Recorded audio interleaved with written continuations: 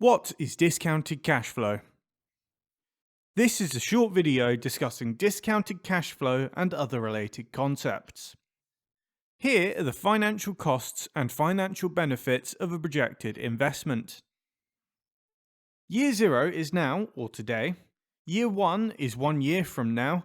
Year 2 is 2 years from now, and so on. In year 0, there is a major investment of £100,000, and similarly, there are additional costs in years 1, 2, 3 and 4 of £10,000. The benefits first appear in year 1, £25,000. They increase in year 2 to £35,000, year 3 is £45,000, and year 4 is also £45,000. The investment is considered over 4 years with, as we have seen, year 0 representing the initial capital investment. At first sight, the investment looks worthwhile, as the costs total £140,000 and the benefits total £150,000, so there is an absolute return of £10,000.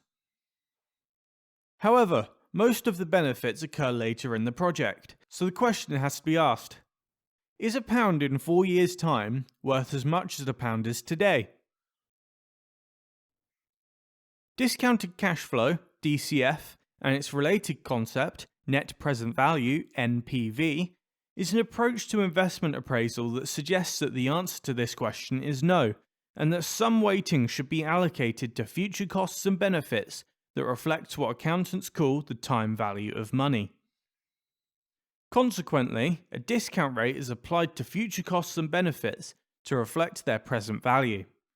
Management accountants select a discount rate that reflects the organisation's cost of capital, for example the interest it pays on its loan finance and any dividends it pays to its shareholders. The discount factors associated with that interest rate are defined in tables found in textbooks on management accounting and also embedded in Excel.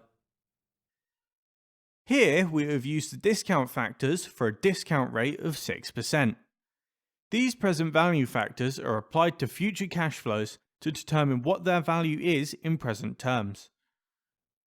For example, £1,000 promised at the end of year 4 of an investment is worth only £792 today. That is 1,000 multiplied by 0.792.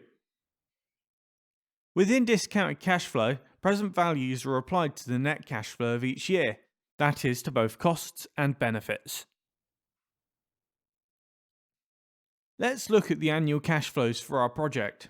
We have now added a row for the cash flows that arise at the end of each year, calculated by subtracting costs and benefits.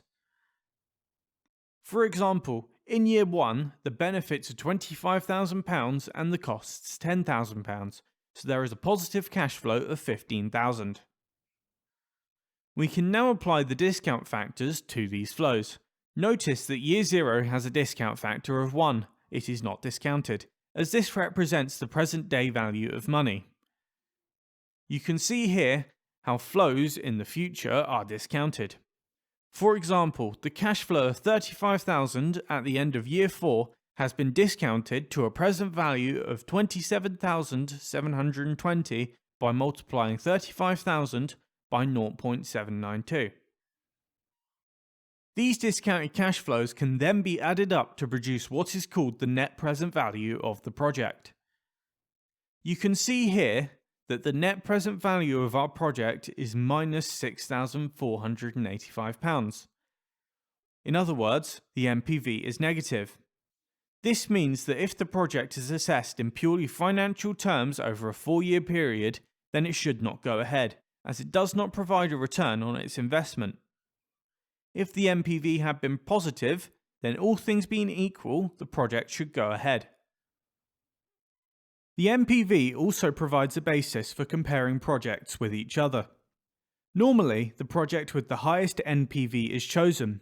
However, this may mean that only the largest projects are selected because the NPV uses absolute values. A related concept, the internal rate of return, allows the relative performance of projects to be assessed independent of project size. Thanks for watching this video. For more like this, see our channel or check out our website.